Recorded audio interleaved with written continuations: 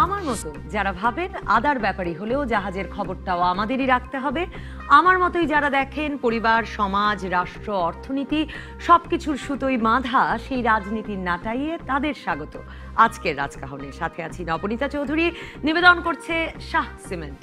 শুরুতেই জানিয়ে দিতে চাই মার্কেন্টাইল ব্যাংক সংবাদ শিরোনাম। জাতিসংঘের খাদ্য ও কৃষি সংস্থার আর্থিক সহায়তায় এক গবেষণায় সরকারি প্রতিষ্ঠান ন্যাশনাল ফুড সেফটি ল্যাবরেটরি গরুর দুধ, প্যাকেটজাত দুধ, দই ও গোখাদ্যে সহনীয় মাত্রার চেয়ে বেশি কীটনাশক, বিভিন্ন ধরনের অ্যান্টিবায়োটিকের উপাদান ও অণুজীব পাওয়ায় নিরাপদ খাদ্য নিশ্চিতে নিরাপদ খাদ্য কর্তৃপক্ষ ও রাষ্ট্রীয় মান নিয়ন্ত্রক সংস্থা বিএসটিআই ব্যর্থ হয়েছে বলে মন্তব্য করেছেন হাইকোর্ট। খাদ্যে ভেজাল মেশানোকে বড় ধরনের দুর্নীতি বা সিরিয়াস করাপশন অভিহিত করে গত সোমবার স্বপ্রণোদিত হয়ে ঢাকা সহ সারা দেশের বাজারগুলোতে দুধ ও দুগ্ধজাত খাবারে কি পরিমাণ ভেজাল মেশানো হয়েছে তা পরীক্ষা করে 15 দিনের মধ্যে প্রতিবেদন দাখিলের নির্দেশ দেওয়ার পাশাপাশি এর সঙ্গে জড়িতদের আইনের আওতায় এনে সর্বোচ্চ শাস্তি মৃত্যুদণ্ড দেওয়ার নির্দেশ কেন দেওয়া হবে না জানতে চেয়ে রুলও জারি করেন আদালত। অথচ খাদ্যে ভেজাল ও ক্ষতিকর রাসায়নিক দ্রব্য মেশানোর দায়ে সর্বোচ্চ 5 বছর কারাদণ্ড এবং 20 লাখ টাকা অর্থদণ্ডের বিধান রেখে 2015 সালের ফেব্রুয়ারি থেকে নিরাপদ খাদ্য আইন কার্যকর করা হয় এবং এখন পর্যন্ত এই আইনে মামলা বা শাস্তির নজির খুঁজে পাওয়া ভার। বিশেষজ্ঞরা বলছেন দুধ ফোটানোর পর কিছু অণুজীব নষ্ট হলেও অ্যান্টিবায়োটিক, কীটনাশক বা সীসা নষ্ট না হয় এসব উপাদান মানুষের শরীরে ঢুকে রোগ প্রতিরোধ ক্ষমতা নষ্ট করে দেয়। পরিবেশ বাঁচাও আন্দোলন বলছে ভেজাল খাদ্য গ্রহণের ফলে দেশে প্রতি বছর মরণ ব্যাধি ক্যান্সারে প্রায় 3 লাখ, ডায়াবেটিসে 1.5 লাখ ও কিডনি রোগে 2 লাখ মানুষ আক্রান্ত হওয়ার পাশাপাশি প্রায় 15 লাখ মায়ের বিকলাঙ্গ শিশুর জন্ম হচ্ছে। এসব নিয়ে আলোচনায় আজ রাজখান স্টুডিওতে আছেন বাংলাদেশ নিরাপদ খাদ্য কর্তৃপক্ষের সদস্য অতিরিক্ত সচিব মোহাম্মদ মাহবুব কবির, র্যাব সদর দপ্তরের নির্বাহী ম্যাজিস্ট্রেট মোহাম্মদ সারওয়ার আলম এবং পুষ্টি বিশেষজ্ঞ আসফিয়া আজিম। স্বাগত আপনাদের তিনজনকেই। আমি মোহাম্মদ মাহবুব কবির আপনাকে দিয়ে শুরু করি। যদিও ভেজাল শব্দটি ব্যবহার করা হচ্ছে সাধারণভাবে, কিন্তু আমি আসলে আমার অনুষ্ঠানের শিরোনাম নির্ধারণ করেছি যে দুধে বিষ ঠেকাবে কে, কারণ এ তো দেখা যাচ্ছে ভেজাল না। মানে আমরা ছোটবেলা থেকে জানি যে দুধে পানি মেশায় দুধওয়ালা গোয়ালা, সেটাকে ভেজাল যদি বলি এ তো বিষ। ধন্যবাদ আপনাদের। বিষ ঠিক এই সেন্সে বলা যাবে না। দুধের প্যারামিটার বা যেগুলো এই টেস্টে পাওয়া গিয়েছে এগুলোর ডাইমেনশন, বিভিন্ন ডাইমেনশন এবং ডেফিনেটলি সবগুলোই ক্ষতিকারক।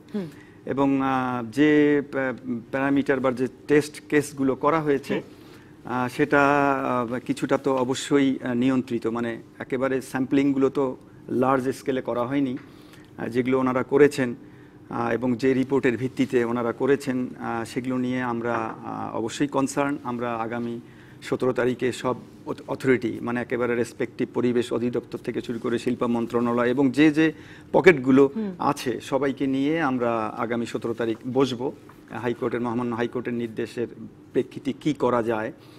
এবং দুধ নিয়ে কিন্তু এর আগেও আমরা গত 1 বছর আগেও কাজ করেছি মেসিভ আইসিডিআরবি। তখন আবার সংবাদ মাধ্যমগুলো দিচ্ছিল যে কি করে আমরা ধরবো যে দুধে ডিটারজেন্ট আছে কিনা, দুধে সীসা আছে কিনা। সেগুলো আমরা টেস্ট করেছি, বিশেষ করে অণুজীব নিয়েই ওই কনসার্ন ছিলাম আমরা সবাই। এবং মেসিভও একেবারে গোয়ালা থেকে শুরু করে গ্রামে যে একটা মেসিভ রোল প্লে করেছি আমরা, এবং সেই অনুযায়ী সুপারিশ আমরা বাস্তবায়নাধীন আছে। মহামান্য হাইকোর্টকেও আমরা সেইগুলো অবজারভেশনগুলো দিয়েছি। এখন সেই প্রেক্ষিতে এর পরে এই ডাইমেনশনটা যুক্ত হলো। আসলে একটু আমি পিছনে ফিরতে চাচ্ছি, সেটা অনেকেরই জানা দরকার। এখানে আমি আপনাকে একটা প্রশ্ন করতে চাইছি। এই যে আমি ভাবছি বিষ, আপনি ভাবছেন যে এখনই বিষ বলবার উপায় নাই। আমি যতটুকু খবরগুলো দেখলাম তাতে ন্যাশনাল ফুড সেফটি ল্যাবরেটরির আসলে রিপোর্টটা কি, সেটা হয়তো পূর্ণাঙ্গ রিপোর্ট আপনার কাছে আছেন। ব্যাপারটা তো বেশ ভয়াবহ যে বিভিন্ন ব্র্যান্ড দোকান থেকে সংগৃহীত দই, বাজারে প্রচলিত প্রায় সকল ব্র্যান্ডের প্যাকেটজাত তরল দুধ, তার মানে আপনার আমার সকলের বাড়িতে যে দুধ যায়, এবং আমদানি করা প্যাকেটজাত দুধ বিভিন্ন সুপার স্টোর থেকে সংগ্রহ করে আসলে দেখা গেছে যে মানে 30%, 66 থেকে 80% দুধের নমুনায় বিভিন্ন অণুজীব পাওয়া গেছে। মানে তার মানে এগুলো কোন ব্র্যান্ড, কোথা থেকে সংগ্রহ করা হলো, এগুলো আমাদের জানানো হচ্ছে না কেন? আমরা একটু বলছি। অণুজীবের ব্যাপারটা কিন্তু খুব সেনসিটিভ, ম্যাডাম বলতে পারবেন ভালো করেই। সামান্য টেম্পারেচার ভেরিয়েশনে কিন্তু অণুজীব আমার ঘরেও তৈরি হয়ে যেতে পারে। এবং গতবার যে টেস্টগুলো আমরা করেছি, ফ্যাক্টরি থেকে যে বড় বড় ফ্যাক্টরিগুলোতে আমরা গিয়েছি এবং সেখান থেকে যে দুধগুলো, প্যাস্টোরিত দুধগুলো আমরা কালেক্ট করলাম, সেখানে কিন্তু কোনো অণুজীব পাওয়া যায়নি। আবার ওই একই ব্র্যান্ড যখন আমরা দোকান থেকে কালেকশন করছি, ইভেন বড় বড় চেইন শপ থেকেও নেওয়া হয়েছিল, সেখানে দেখা যাচ্ছে যে অণুজীব ডেভেলপ করে বসে আছে। তার মানে পরিবহনের সমস্যা, সেইটাই, কুল চেইন মেনটেন করা হচ্ছে না। দেখা যাচ্ছে যে যারা গাড়িতে করে ঢাকার থেকে যে কোম্পানিগুলো চিটাং পাঠাচ্ছে বা অন্যান্য ডিস্ট্রিক্টে পাঠাচ্ছে, সেই গাড়ির কুলিং সিস্টেম খারাপ। যে দোকানগুলোতে বিক্রি হচ্ছে তারা রাতে যাওয়ার সময় দোকান বন্ধ করে দিয়ে যাচ্ছে। তারপরে আরও আছে যে ফ্রিজ টেম্পারেচার মেনটেন হচ্ছে না। এই সামান্য ভেরিয়েশনে কিন্তু হয়ে যাচ্ছে। এবং আমরা বাসায় নিয়ে যেয়ে যখন দুধটা রাখি, যদি কিছুক্ষণ দেরি হয় সেখানেও কিন্তু ডেভেলপ করতে পারে। আবার ফ্রিজ থেকে নিয়ে রান্নার আগে রান্নাঘরে হয়তো কিছুক্ষণ রাখলাম, সেখানেও কিন্তু ডেভেলপ করতে পারে। তো আবার এর আগের পর্যায়ে যে ফরমেশন, মানে ইন্ডাস্ট্রির আগে যে পর্যায়ে, সেখানে কিন্তু আমরা পেয়েছি।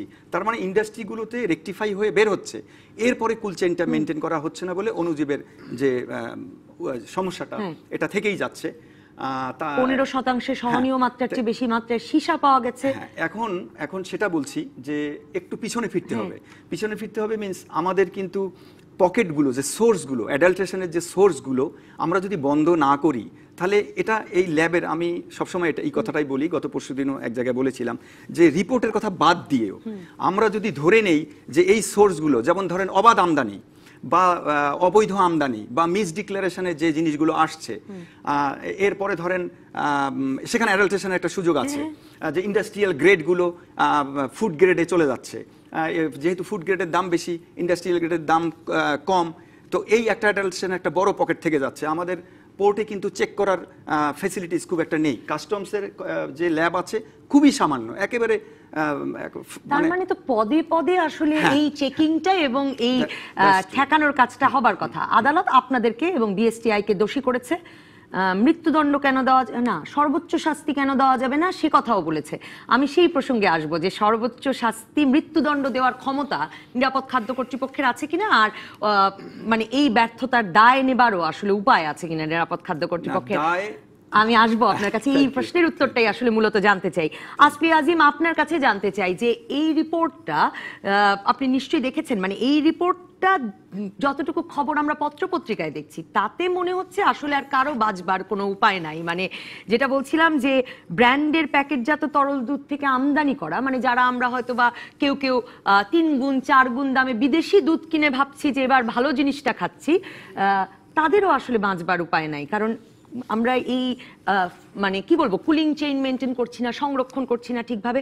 এতে আসলে পুষ্টির দিক থেকে কি ক্ষতি হতে পারে? লাভ তো বোধহয় কিছু হচ্ছে না।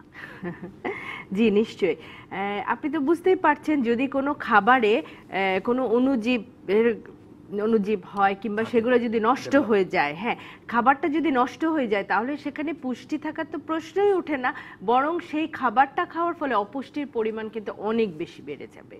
ফলে আসলে আপনি জানেন, বাংলাদেশে এখন অপুষ্টি পরিমাণ অনেক বেশি, প্রায় 1/3 শিশু কিন্তু অপুষ্টিতে আক্রান্ত, এবং প্রেগনেন্ট ল্যাকটেটিং ওম্যানদের একটা বড় অংশ আমাদের অপুষ্টিতে আক্রান্ত। এখন এরকম একটা দেশে এটা হচ্ছে বোঝার উপর শাকের আটির মতো, যখন যারা সুস্থ বাচ্চা আছে, আমার আপনার বাচ্চা, যাদেরকে আমরা মনে করি যে আমরা খুব ভালো খাওয়াটা দিচ্ছি, আমরা আরবানে থাকছি, বেস্ট খাওয়াটা পাচ্ছি, তাদের বাচ্চারা যাদেরকে আমরা সবসময় ভাবছি যে একটা ভালো পরিবেশের মধ্যে বড় হচ্ছে, তাদের পানি, নিরাপদ খাবার, সবকিছুই নিরাপদ, কিন্তু আসলে কিন্তু আমরা একটা স্বপ্নের মধ্যে, বাবলের মধ্যে বাস করছি।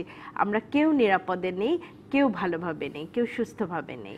আপনি বলছেন অপুষ্টি আরো বেড়ে যাবে কেন? মানে আমি ভেজাল খেলে অপুষ্টি বাড়বে কেন? এটা খুব সহজ, কারণ যখন একটা বাচ্চা যখন অপুষ্টিতে থাকে, তখন তার রোগ প্রতিরোধ ক্ষমতা অত্যন্ত কম থাকে স্বাভাবিকভাবে।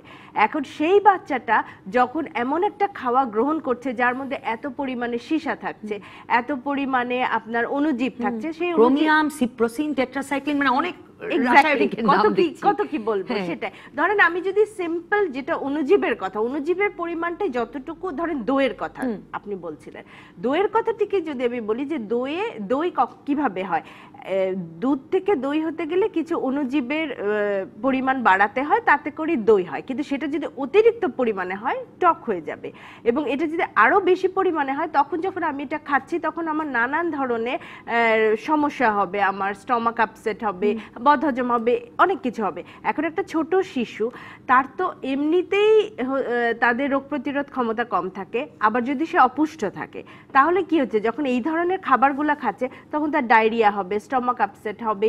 পাশাপাশি আমাদের ট্রপিক্যাল কান্ট্রি, এগুলোর অনেক ধরনের অসুখ বিসুখ হয়, সেগুলোতে আক্রান্ত হয়। বাচ্চার পুষ্টি তো হবে না, অপুষ্টি আরো বাড়তেই থাকবে, একটা ভিসিয়াস সাইকেলের মতো এটা চলতে আপনি থাকে। মানে এই ভিশাস সার্কেল, অন্ধচক্রের কথা বললেন, আর এর আগে আরেকটা শব্দ ব্যবহার করেছেন, আমরা একটা বাবলে আছি, বিভ্রান্তিতে আছি।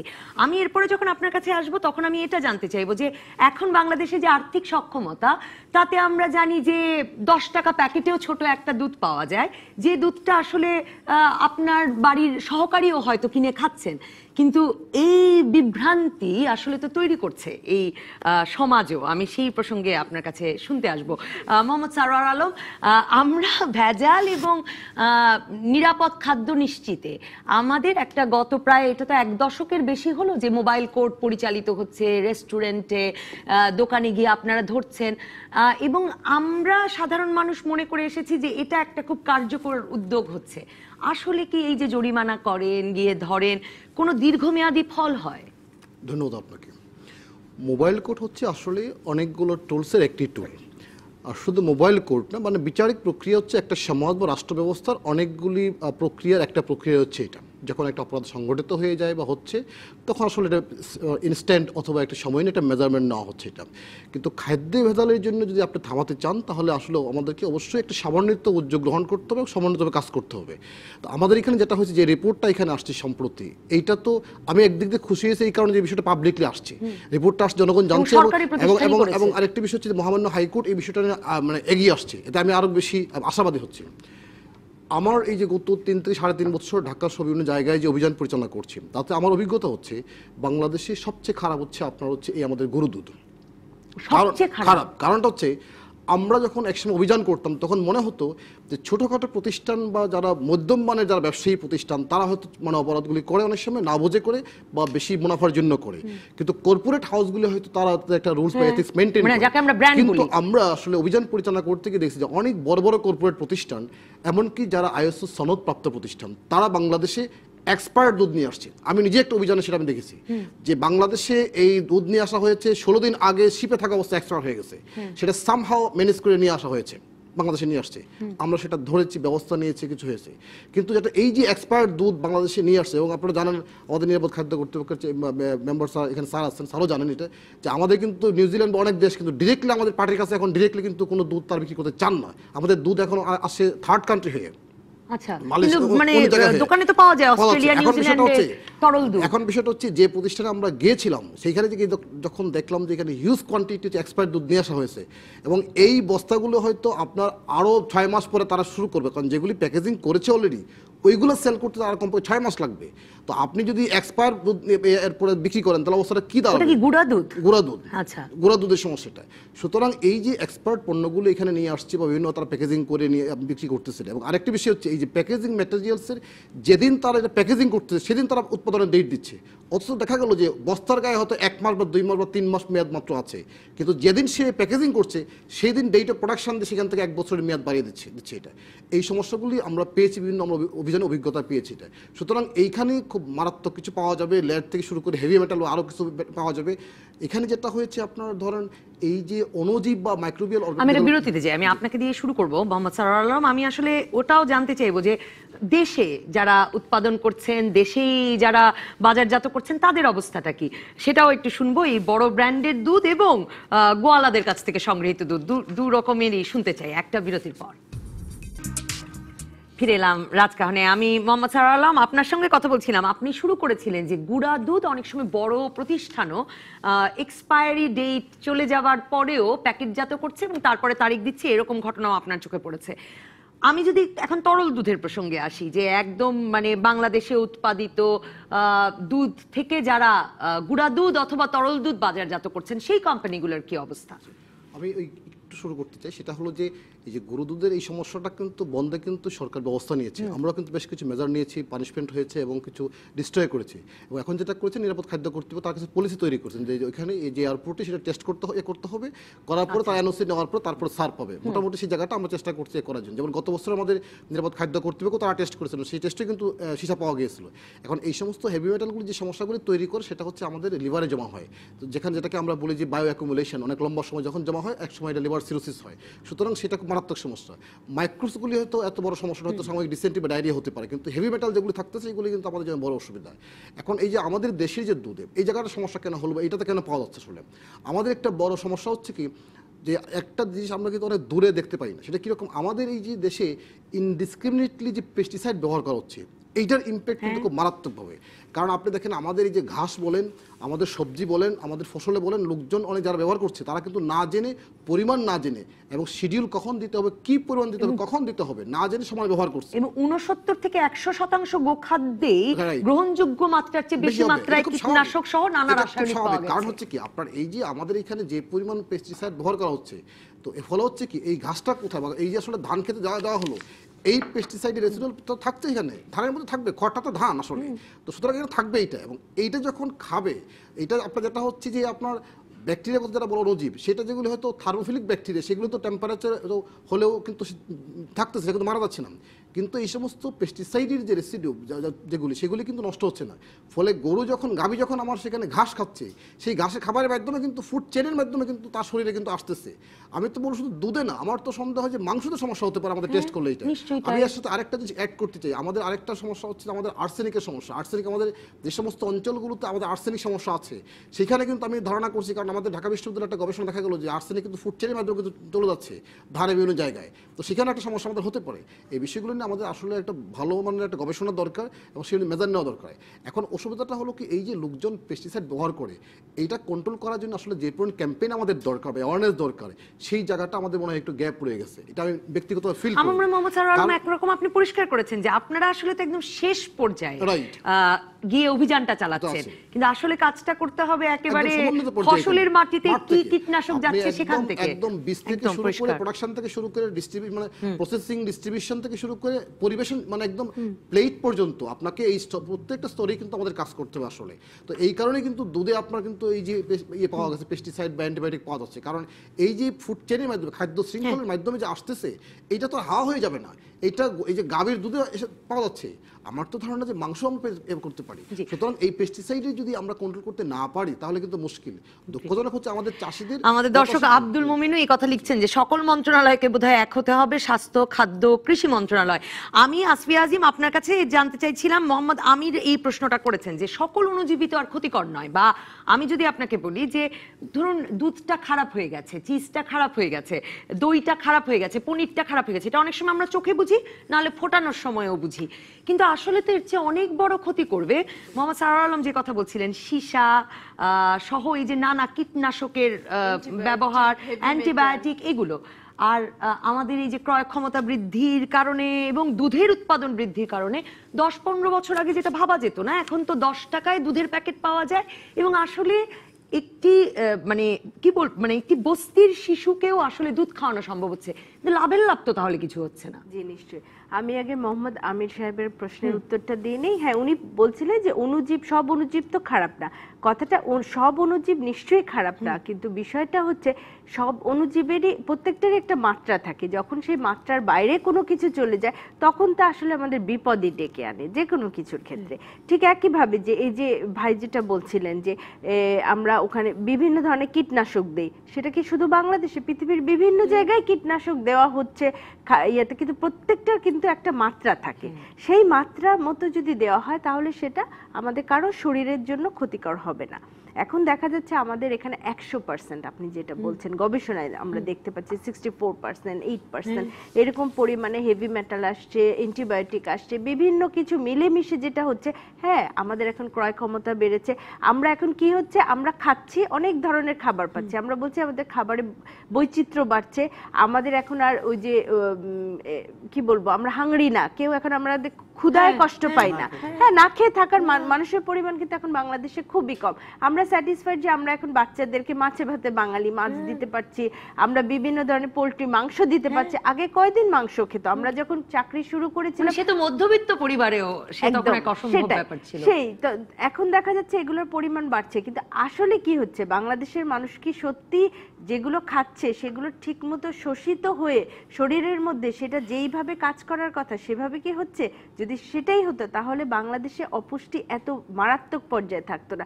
আপনি চিন্তা করেন 3 ভাগের 1 ভাগ শিশু এখনো অপুষ্টিতে আক্রান্ত।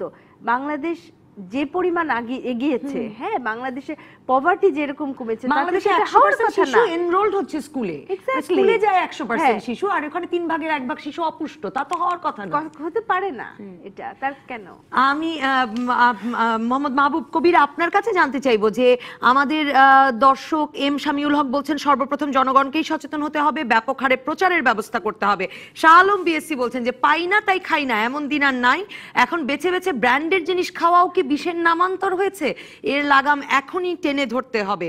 আর ফুরকান মাক্কা তিনি বলছেন কোন খাবারে বিষ নেই, এটা বলা বোধহয় এখন খুব মুশকিল হয়ে গেছে, কোন খাবারে বিষ নেই। হাইকোর্ট বলেছেন বিএসটিআই এবং নিরাপদ খাদ্য কর্তৃপক্ষ ব্যর্থ হয়েছে নিরাপদ খাদ্য নিশ্চিতে। এই ব্যর্থতার দায় আপনারা নেবেন কিনা? হাইকোর্ট এও বলেছেন যে সর্বোচ্চ শাস্তি মৃত্যুদণ্ড দেওয়ার নির্দেশ কেন দেওয়া হবে না, তাই সেটা দেওয়ার সক্ষমতা আপনাদের আছে?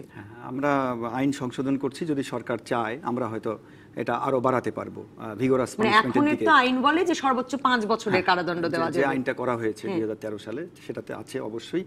এবং যে দায়ের কথা বললেন, অবশ্যই ফুড সেফটি অথরিটির 100% ম্যান্ডেট হচ্ছে ফুড চেইনের প্রত্যেকটা সেক্টরে হাত দেওয়া। আমরা দিয়েছি, আমরা গত 1 বছর থেকে একেবারে যে পকেটগুলো আপনার যে কন্টামিনেশনগুলো আসার সম্ভাবনা আছে, agriculture sector, DLS, fish, feed, importation, সবগুলো আমরা হাত দিয়েছি এবং আমরা অলরেডি প্রত্যেকটা আলাদা আলাদা বিধিমালাই করছি মেসিভ ওয়েতে।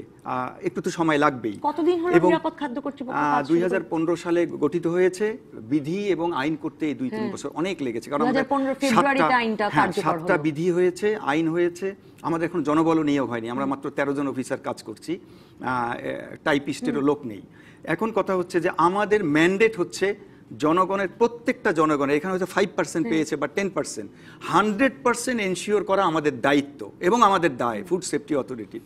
অবশ্যই যে একজনেও পাতে যেন, টেবিলে যেন একজনেরও একটা খাবারও যেন কোনোভাবেই কন্টামিনেশন না থাকে এবং সুযোগ না থাকে। কি করছিল বা কি করে একটু বলি, তারা মান করে, তাদের কিন্তু সেফটি পার্সপেক্টিভ বিএসটিআই নেই। এই সেফটি পার্সপেক্টিভ, সেফটি ইস্যুটা কিন্তু দায়িত্বটা আমাদের। মান আর নিরাপত্তার মান স্ট্যান্ডার্ড, তারা একটা জিনিস, একটা ফর্মুলেশন করলো যে একটা জ্যাম বা জেলি কি থাকতে হবে, কিন্তু এখানে হেভি মেটাল আছে কিনা, এখানে অ্যান্টিবায়োটিক রেসিডিউ আছে কিনা, এই যে সেফটি প্যারামিটারগুলো কিন্তু তাদের ফাংশন না, তাদের ফাংশন কিছু কিছু আছে, কিন্তু মেইন ম্যান্ডেটটা কিন্তু আমার কাছে পরিষ্কার না। মানে জ্যাম বা জেলিতে কি কি থাকতে হবে তারা দেখেন, কি কি থাকতে হবে না তারা দেখেন না, তারা সেটা তো তাদের নেই, তারা করেনি বা সেই সক্ষমতা বা আইনে বা বিধিতে নেই বলেই ফুড সেফটি অথরিটি প্রতিষ্ঠিত হয়েছে। এবং সারা পৃথিবীতে কিন্তু আলাদা সেফটি অথরিটি কিন্তু সবগুলো করে, স্ট্যান্ডার্ডও করে। আমাদের এখানে যেহেতু আলাদা বিএসটিআই ছিল বা আলাদা আলাদাভাবে হচ্ছে, ইভেন ড্রাগও কিন্তু যেমন এফডিএ আমেরিকার সব একাই করে। এখানে আমাদের সমস্যাটা হচ্ছে আলাদা, যেমন এগ্রিকালচার সেক্টরটা। এখন দেখেন এই যে কৃষির যে প্রবলেমটা, যে কীটনাশক, যেটা সারোয়ার বলল, এই কীটনাশক সমস্যাটা কিন্তু শুধু এই টেস্টে আমার যাওয়ার দরকার নেই। আপনি যদি গুড প্রোটোকল, গুড প্র্যাকটিস যদি আমরা না করি, যে আমরা স্প্রে করেই পিএইচআই, প্রি হারভেস্ট ইন্টারভেল যেটাকে আমরা বলি, যে এই কীটনাশকটা 10 দিন স্প্রে করলে 10 দিন মার্কেটে তোলা যাবে না। এখন এই টাইমের মধ্যে যদি গরু খায় কোনোভাবেই, যদি মানুষও খায়, তবু কিন্তু আমাদের এফেক্টেড হওয়ার সম্ভাবনা আছে। তো পিএইচআই আমরা মেনটেন করছি না, আমরা সকালে স্প্রে করেই বিকালে বাজারে তুলছি, পঞ্চগড়ের ফসল কিন্তু ঢাকায় আসতে 2 দিনের মধ্যে আমার ঘরে চলে আসছে। এখন সেটা হয়তো আমরা যদি ওয়াশ করে ভালো করে ওয়াশ করে খাই, অনেকে আমরা বলি, সায়েন্টিস্টরা বলে থাকেন যে পানিতে ওয়াশ করলে অনেক পেস্টিসাইড চলে যায়, কিন্তু আমাদের কথা হচ্ছে আমরা একদম নিরাপদে, ফুড সেফটি অথরিটির দায়িত্ব হচ্ছে ওয়াশের আগে পর্যন্ত সেফ পৌঁছানো। এখন এই দায়িত্বটা হচ্ছে এগ্রিকালচার সেক্টরের। আমরা কোঅর্ডিনেট করছি যে তাদের সঙ্গে এই একটা গুড প্র্যাকটিস পাইলটিং করব, যে কয়েকটা উপজেলা মিলে নেব। সেখানে কি অন্য মন্ত্রণালয়গুলোর সঙ্গে কাজ করছেন কিনা? আব্দুল মমিনও এই কথাটা জানতে চাইছিলেন। আমাদের 19টা মন্ত্রণালয়ের সঙ্গে আমাদের সম্পর্ক আছে এবং অসংখ্য দপ্তরের সঙ্গে, কারণ এই কোঅর্ডিনেশনের মূল ভূমিকাটা কিন্তু আমাদেরকেই পালন করতে হবে। এখন দেখেন যে অ্যান্টিবায়োটিকের ব্যবহার, হরমোনের ব্যবহার, ওখানে যদি পেস্টিসাইড দিয়েই যে প্র্যাকটিসটা করা হচ্ছে, তাহলে এফেক্টেড কিন্তু শুধু গরু বা হাঁস মুরগি বা এই প্রাণী যে হচ্ছে না, মানুষও কিন্তু হচ্ছি আমরা। তাহলে এই প্র্যাকটিসটা আমাদের অবশ্যই শুরু করতে হবে। আরেকটা হচ্ছে অ্যান্টিবায়োটিক রেসিডিউজ বলছেন বা হরমোন। পোলট্রি ফার্মগুলো হাজার হাজার লক্ষ লক্ষ আনরেজিস্টার্ড, তারা সমানে অ্যান্টিবায়োটিক দিচ্ছে। ইভেন যেদিন বিক্রি করে নিয়ম হচ্ছে একটা উইথড্রল পিরিয়ড আছে। আমরা কিন্তু এই প্র্যাকটিসটা কেউ করি না, অ্যান্টিবায়োটিক পুশ করে আমরা বাজারে তুলছি। এবং কোম্পানিগুলো তাদেরকে প্রভোগ করে এই খামারিদেরকে যে তোমরা অ্যান্টিবায়োটিক দাও, না হলে মারা যাবে মুরগি, তোমরা লসের মারাত্মক ক্ষতির সম্মুখীন হবা। কিন্তু দেখা গেছে যে অ্যান্টিবায়োটিক না দিয়ে প্রায় 30 ডেজ আগেও যদি অ্যান্টিবায়োটিক না দেয়, তাহলে ম্যাক্সিমাম 5% মুরগি মারা যায়, যেটার কস্টিং কিন্তু ওই অ্যান্টিবায়োটিকের থেকে অনেক কম। অ্যান্টিবায়োটিক কিন্তু অনেক বেশি। তাহলে এই যে অ্যাওয়ারনেসটা, প্রশিক্ষণটা, তারপরে ফিড, এই যে যেটা একটু বলি আমি, এই যে হেভি মেটালের যে সম্ভাবনা, হেভি মেটালের সম্ভাবনা এটা টেস্ট হয়েছে, আপনি মাছ টেস্ট করেন, সম্ভাবনা থাকতে পারে। কারণ ফিড যদি কন্টামিনেশন হয়, সবচেয়ে বড় সোর্স হচ্ছে ট্যানারি বর্জ্য। সারওয়ার তো অপারেশন করেছে কয়েক সপ্তাহ। আমি আবারও আপনার কাছে আসবো, কিন্তু মোহাম্মদ সারোয়ার আলম এই যে আনরেজিস্টার্ড পোল্ট্রি ফার্মের কথা বলছিলেন, দুধ যে সংগ্রহ হয় সেটা কি আসলে সব রেজিস্টার্ড, নিবন্ধিত? মানে কারোর কাছে তো এরা দায়বদ্ধ নন বোধ হয়, যারা দুধের খামারি, মানে যে কোনো পর্যায়ের খামারিরা আমাদের দেশে। আমাদের এখানে যারা আসলে এই দুধগুলি কমার্শিয়ালি বিক্রি করে, আমাদের বিভিন্ন প্রতিষ্ঠান রয়েছেন, তো তারা আসলে আমাদের মিলবিটা কিছু তারা যেটা করেছেন কোঅপারেটিভ সোসাইটির মাধ্যমে করে, সমান এর মাধ্যমে করে। আর কেউ অন্যরা যেটা করে সেটা এজেন্সির মাধ্যমে করে। একজন এজেন্টকে দায়িত্ব দিয়েছেন হয়তো 500 লিটার দুধ সরবরাহ করতে হবে, তাকে যে কোনো বাজার থেকে কিনতে হবে। সেভাবেই তো আম সত্যের জন্য আমও সেরকমগুলো হয়। মানে আমরা একই ভাবে এই দুধের ক্ষেত্রে একটা সমস্যার আগে দেখেছিলাম, সেটা হলো যারা ওই এজেন্টের মাধ্যমে কাজটা করেন, দেখা হলো একজন এজেন্টকে দায়িত্ব দেওয়া হলো 1000 লিটার দুধ সাপ্লাই দিবে, কোনো কারণে উনি 800 লিটার কিনতে পারলেন, 200 লিটার কিনতে পারলেন না, দেখা হলো যে ওইটার সাথে কেমিক্যাল ট্রিটমেন্ট অন্য কিছু করে তারা হচ্ছে এটা ঝামেলা করেন। এরকম একটা প্রবলেম আমরা কিন্তু এর আগে আমরা আপনাদের পেয়েছিলাম এবং সেই সময় সলভ করার চেষ্টা করা হয়েছিল আর কি। তো এখন আমি যেটা বলবো সেটা হলো যে মানে খাবার তো এমন একটা বিষয়, খাবার এবং ওষুধ, এখানে মানে কোনো মানুষ ভেজাল করবে এটা ভাবা যায় না আসলে, কিন্তু আমাদের এখানে হচ্ছে এবং কেউ না কেউ করছে। এটা বন্ধের জন্য সরকার যেগুলো করছেন সেটা হচ্ছে যে অনেকগুলো আইন তৈরি করেছে। আপনারা জানেন যে নিরাপদ খাদ্য আইন, যেমন আমি একটা কিছু বলি যে নিরাপদ খাদ্য আইনে 5 বছরের কারাদণ্ডের বিধান আছে, কিন্তু আমাদের কিন্তু বিশেষ ক্ষমতা আইন বলে একটা আইন আছে 1974 সালের, যেখানে আপনার মৃত্যুদণ্ড পর্যন্ত আছে। যদি কেউ ওষুধে ভেজাল করে, আপনারা যদি কেউ খাবার ভেজাল করে। দুজনই বারবার ওষুধের কথা উল্লেখ করলেন। একটা বিরতিতে যাই, বিরতির পর আমি মোহাম্মদ মাহবুব কবির আপনাদেরকে আদালতে জিজ্ঞেস করেছেন মৃত্যুদণ্ড কেন দিতে পারবেন না, কিন্তু আপনার মনে আছে 1989 থেকে 92 এর মধ্যে 2700 শিশু মারা গেল প্যারাসিটামল ভেজাল, বিষাক্ত প্যারাসিটামল খেয়ে, কিন্তু শেষ পর্যন্ত আসলে কেউ বিচারের মুখোমুখি হলো না। একটা বিরতির পর তাই নিয়ে করবো আলোচনা। ফিরে এলাম রাজকাহনে। আমাদের দর্শকদের কয়েকটি মন্তব্য পড়তে চাই।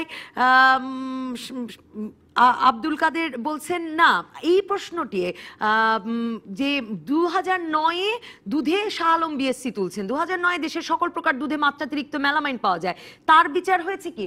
আমাদের দেশের দুধে তো না, চীনের দুধে বোধহয় পাওয়া গিয়েছিল, তার কিছু আমাদের দেশে এসেছে কিনা একটা ভুল রিপোর্ট এসেছিল, পরে বাইরে পাঠায়, সেটাকে আবার দেখা গেছে যে আমাদের দুধে মেলামাইন নেই। ও সমস্যা এখন নেই। আমি প্রশ্নটা করতে চেয়েছিলাম যে আদালত জিজ্ঞেস করেছে আপনারা সর্বোচ্চ শাস্তি মৃত্যুদণ্ড দিতে পারছেন না কেন, কিন্তু আপনাদের যে আইন করে দেওয়া হয়েছে 2013-তে সংসদে পাশ হলো, 2015-তে আইনের ভিত্তিতে নিরাপদ খাদ্য কর্তৃপক্ষ গঠিত হলো, তাতে তো সর্বোচ্চ শাস্তি 5 বছর কারাদণ্ড। এবং এই আইন হয়ে তো আরেক বিপদ হলো বোধহয়, কারণ ওই যে ওষুধে ভেজাল দেওয়ায় 2700 শিশুর মৃত্যুর পরে ওষুধ নিয়ন্ত্রণ কর্তৃপক্ষের আইনের অধীনে মামলা হয়েছিল, যে কারণে 26 বছর পর দেখা গেল মাত্র 1জন না 2জনের বিচার হলো। আমাদের আইনটা নয় একটু কঠিন, এবং জরিমানাও তো আছে, এবং সেকেন্ড টাইম আবার বেড়ে যাচ্ছে, এবং নন বেলেবল অফেন্স, জামিন হয় না আমাদের, কিন্তু 5 বছর সর্বোচ্চ। তো প্রয়োগ হচ্ছে ডেফিনেটলি, এবং আমরা সংশোধনের পর্যায়ে আরো যেগুলো মানে আফেল করার জন্য যা যা প্রয়োজন আমরা ব্যবস্থা নিয়েছি।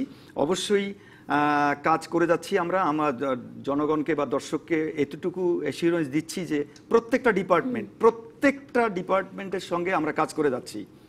এই ফুড চেইনের এগ্রিকালচার, ডিজিডিএ, ড্রাগ, তারপরে ডিএলএস, মৎস্য, ইভেন শিল্প মন্ত্রণালয়, কারণ শিল্প মন্ত্রণালয়ের সঙ্গে রিলেটেড হচ্ছে ট্যানারি বর্জ্য, যেটা নিয়ে একটা ফিডের সঙ্গে আমাদের প্রবলেম, এবং এই হেভি মেটালের একটা সোর্স, আরেকটা সোর্স আমরা সন্দেহ করি এমবিএম, মিট অ্যান্ড বোন মিল, যেটা বাইরে থেকে পশুর হাড় গোড় বা মৃত প্রাণীর, সেগুলো আমরা ইম্পোর্ট বন্ধ করেছি। হ্যাঁ হ্যাঁ হ্যাঁ, ফিডের জন্য আমরা কিন্তু বন্ধ, ওটা গত 1 মাস হলো আমরা বন্ধ করে দিয়েছি মিট অ্যান্ড বোন মিল। তো প্রত্যেকটা ডিপার্টমেন্টের সঙ্গেই কাজ করে যাচ্ছি আমরা। অবশ্যই যেমন সার্ভার বলল যে এই যে আমাদের কি যথেষ্ট প্রযুক্তি হাতে আছে, মানে আপনাদের হাতে আছে যে কত মাত্রায় কি গেলে পরে কি ক্ষতি সেগুলো নির্ণয়? আমাদের সে ব্যবস্থা আছে এবং এক্সপার্টিস অবশ্যই আছে আমাদের, এবং আমরা স্ট্রেনথেনিং করেছি ল্যাবগুলোকে, সব ল্যাবগুলোকে আমরা চালু করেছি, ডেভেলপ করার ব্যবস্থা করছি, অ্যাক্রিডিটেশন নেওয়ার ব্যবস্থা করে দিচ্ছি। সমন্বিত উদ্যোগ আর সচেতনতাকেই তার মানে আপনি সবচেয়ে গুরুত্বপূর্ণ মনে করছেন? ডেফিনেটলি অ্যাওয়ারনেস তো একটা বড় একটা ভূমিকা পালন করবে, কারণ আমরা কেউ অ্যাওয়ার নয়। এবং আরেকটা ব্যাপার বলি যে বড় বড় কোম্পানিগুলো, মানে বড় ইন্ডাস্ট্রি, ফুড ইন্ডাস্ট্রিগুলো আমরা কিন্তু খুব ক্লোজ মনিটরিং এ রেখেছি, খুবই রেগুলার আমরা মনিটরিং করছি প্রত্যেকটা প্রোডাক্ট। তো কাজে আমরা নিশ্চিন্তে থাকতে পারি বা এই অ্যাসুরেন্সটা দিতে, কারণ তাদের তো ইনভেস্টমেন্ট বিগ, এবং তারা এটাও বুঝছে যে গুডউইলে হ্যাম্পার হলে তাদের ধামাচাপা দেওয়ার ক্ষমতাটাও তো বড় না।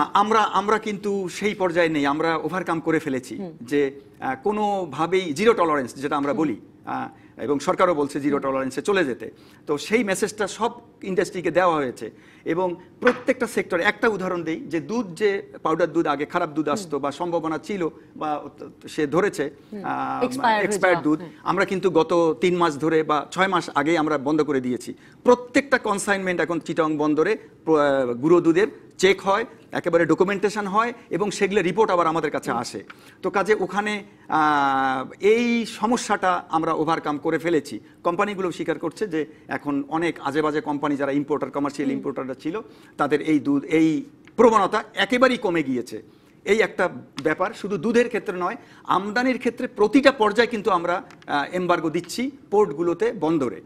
আর সেই সঙ্গে যে মানে আভ্যন্তরীণ যে ব্যাপারগুলো, যে আমরা অ্যাওয়ারনেসের কথা বলছি, এটার তো প্রচুর গুরুত্ব দিচ্ছি, এবং সবাইকে নিয়ে, যেমন সামনে 17 তারিখ আমরা বৈঠক করব। আর in the mean time feed mill, যতগুলো পোলট্রি আমরা তালিকা সংগ্রহ করেছি, যতগুলো পোলট্রি খামারি আছে বাংলাদেশে, ফিড মিল ইন্ডাস্ট্রি যারা আছে, রেজিস্ট্রেশনের ব্যবস্থা হচ্ছে, এবং রেজিস্টার্ড যতগুলো পোলট্রি বা ফিড মিল ইন্ডাস্ট্রি, যেখান থেকে মানে যার মাধ্যমে গরুর দুধে এই রিপোর্টে আসতে পারে যে বা এসেছে যে হেভি মেটাল, তো হেভি মেটালের দেখেন মৎস্য শেষ করতে হবে।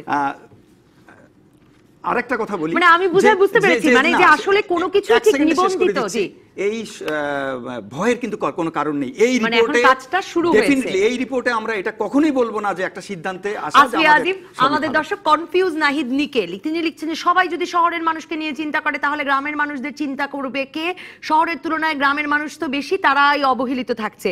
কিন্তু এই বিপদটা তো আসলে এখন আর শহরে গ্রামে থাকছে না, কারণ হচ্ছে কি গ্রামের মানুষও তো এখন নিজেই গরু পালন করে নিজেই সেই দুধ খাচ্ছে না, মানে প্যাকেটজাত দুধ। জি নিশ্চয়ই। তারপরেও যেটা হচ্ছে যে আমরা আসলে শহরের মানুষ তো দোকান থেকে কিনে খাচ্ছে, ফলে আমরা তো আজকের পুরো আলোচনা থেকে বুঝলাম যে আমরা যেখান থেকে কিনছি সেখানে কোনোখানেই আসলে কিন্তু আমাদের ট্রাস্টের কোনো সম্পর্ক নাই। এখন রুরালের ক্ষেত্রে যেটা হয় যে গ্রামে অন্তত পক্ষে আমি বলতে পারি যে আমি যদি শাক লাগাই সেটা আমি জানি যে সেটা কতটুকু, হ্যাঁ, আমার যদি গরু থাকে, ছাগল থাকে, অ্যাটলিস্ট আমি জানি আমি সেটাতে পানি মিশালাম কি মিশালাম না। কিন্তু অবশ্যই বাংলাদেশে যেখানে যাচ্ছে আমি আসলে বুঝে ব্যবহার করছি না, সেই বিপদ সেটা কিন্তু না, সেটা আবার থাকছে।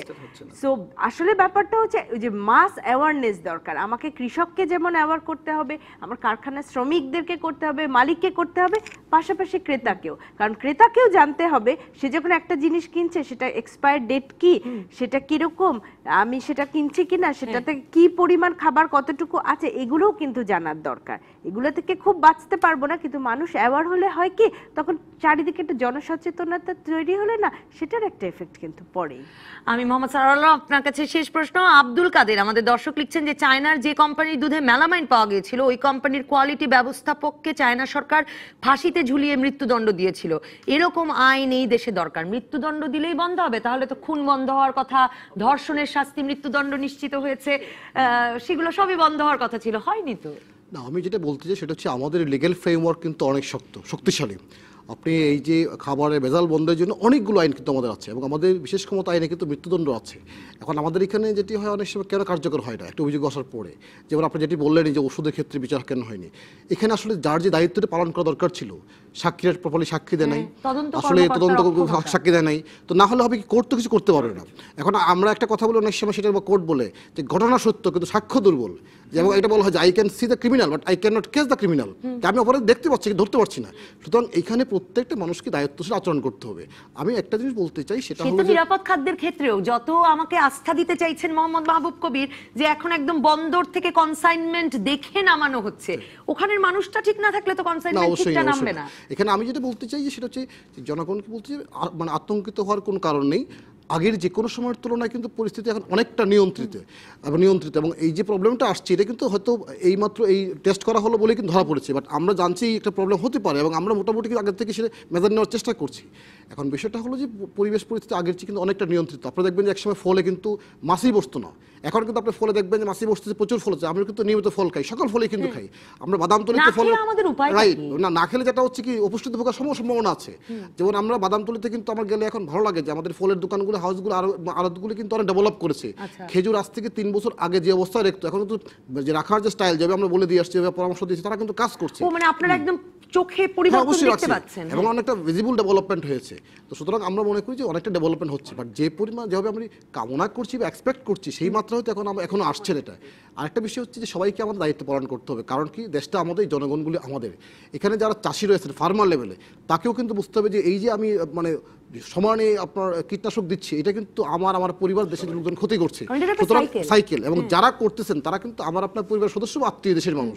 তাকে আপনাকে বলতে হবে, বোঝাতে হবে, অনুরোধ করতে হবে যে ভাই এটা করো না, এটা করা যাবে না। যারা ব্যবসা করতেছেন তারাও কিন্তু আমাদের সমাজের মানুষ, তাকে বুঝতে হবে। কারণ অনেক সময় আমরা দেখেছি অনেকে না বুঝে না জেনে কিন্তু অনেক ভেজাল করে ফেলেছেন। সুতরাং এইটা প্রত্যেক জায়গায় দায়িত্ব পালন করতে হবে। দেশপ্রেম, নৈতিকতাবোধ, এই জায়গাটা আমাদেরকে আরও বেশি কাজ করতে হবে। কারণ একটি বাস্তবতা হচ্ছে প্রত্যেকটা ফার্ম হাউসে, প্রত্যেকটা ফ্যাক্টরিতে একজন ইন্সপেক্টরকে দিয়ে, একজন ম্যাজিস্ট্রেটকে দিয়ে বা পুলিশকে দিয়ে বা একজন সৈনিককে দিয়ে পাহারা দেওয়া সম্ভব না। এখানে নিজের যে দায়িত্ববোধ, বিজনেস এথিক্স বলেন, ফার্মিং এথিক্স বলেন, এই জায়গাগুলো আমাদের ডেভেলপমেন্ট করতে হবে। সুতরাং এটা করা দরকার, কারণ না হলে আমরা কিন্তু দ্য লং রান সবাই সাফার করব। সুতরাং এটা এমন না যে কেউই বাঁচবো না, গ্রামেও না, শহরেও না, ধনীও না, নিম্নবিত্তও না। অসংখ্য ধন্যবাদ মোহাম্মদ সারোয়ার আলম, ধন্যবাদ আসফিয়া আজিম, ধন্যবাদ মোহাম্মদ মাহবুব কবির, ধন্যবাদ দর্শক যারা সঙ্গে ছিলেন। পরবর্তী পর্বে ডাকসু নির্বাচনের পরিবেশ ফিরছে, এই নিয়ে করবো আলোচনা।